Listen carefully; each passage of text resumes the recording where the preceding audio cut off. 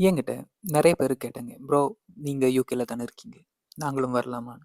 அவங்களுக்கெல்லாம் நான் சொன்னது, "வரலாம். எஸ் மட்டும்தான்." எதனாலன்னா, நீங்க ஒரு புது இடத்துக்கு போனா தான், அந்த இடத்த பத்தியும், அந்த கல்ச்சர பத்தியும் நெறைய தெரிஞ்சுக்கலாம். நீங்க இருக்கிற இடத்திலேயே இருந்துட்டு இருந்தா, அது புது எக்ஸ்பீரியன்ஸ் உங்களுக்கு தராது.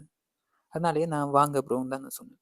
ஆனா இதில ஒண்ணே ஒண்ணு நான் கேட்ட கேள்வி, எப்படி அத ஃபினான்ஸ் நீங்க ஃபண்ட் ரைஸ் பண்றீங்கங்கிறது மட்டும் தான். அவங்க சொன்னாங்க, "இல்ல ப்ரோ நான் லோன் தான் எடுக்க போறேன்னு" அவங்க சொன்னாங்க. அவங்க சொன்னதுக்கு நான் சொன்னேன், "இங்க எனக்கு தெரிஞ்ச கொஞ்சம் ஃப்ரெண்ட்ஸ் இல்ல தெரிஞ்சவங்க இருக்காங்க. அவங்கலாம் லோன் தான் எடுத்துட்டு வந்தாங்க. மினிமம் ஒரு 20, 25 லட்ச ரூவா எடுத்திருக்காங்க. அவங்க நாங்க பேசும்போது கால்குலேட்லாம் இன்ட்ரெஸ்ட்டோட சேர்த்தி பேசும்போது அவங்க சொல்றாங்க, 70, 75 லட்ச ரூவா ரீபே பண்ணுங்கிற மாரி அவங்க சொல்லிட்டு இருக்காங்க. அப்ப யோசிச்சு பாருங்க. அதுவும் டோட்டலா பிஎஸ்டபிள்யூவோட சேர்த்து 3 இயர்ஸ்.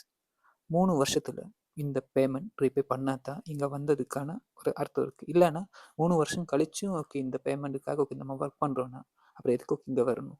கடன் கட்டுறதுக்காகவா? ஆனா இதே மாரி இன்னொருத்தர நான் என்னோட மெடிக்கலுக்கு போம்போது மீட் பண்ணேன். அவர் ஒரு கோர்ஸ் சூஸ் பண்ணியிருந்தாரு. அது ஒரு 7000 8000 பவுண்ட் தான் ஓகே கோர்ஸ் ஃபீயே வருது.